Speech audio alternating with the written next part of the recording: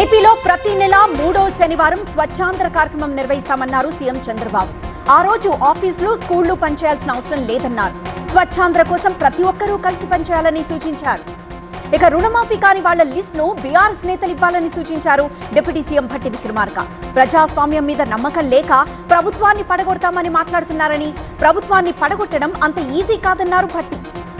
అర్హతున్న ప్రతి ఒక్కరికి ration card ఇస్తామన్నారు మంత్రి ఉత్తమ్. కులగణన ఆధారంగా రేషన్ కార్డులు జారీ చేస్తామన్నారు. పాత రేషన్ కార్డులు తీయడం ఉండదని క్లారిటీ ఇచ్చారు. లిస్టులో ఒకవేళ పేరు లేకపోతే ఆందోళన చెందొద్దని, గ్రామ సభల్లో మళ్లీ దరఖాస్తు చేసుకోవచ్చన్నారు.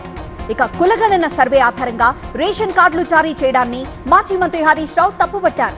గతంలో ప్రజాపాలన, ఆన్లైన్, మీ సేవ ద్వారా రేషన్ కార్డుల కోసం దరఖాస్తు చేసుకున్న వారి పరిస్థితి ఏంటి అని హరీష్ ప్రశ్నించారు.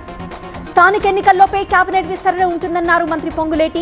పబ్లిసిటీలో వెనకబడ్డామని హైకమాండ్ చెప్పిందని, చేసిన పని చెప్పుకోలేకపోయారన్నారు.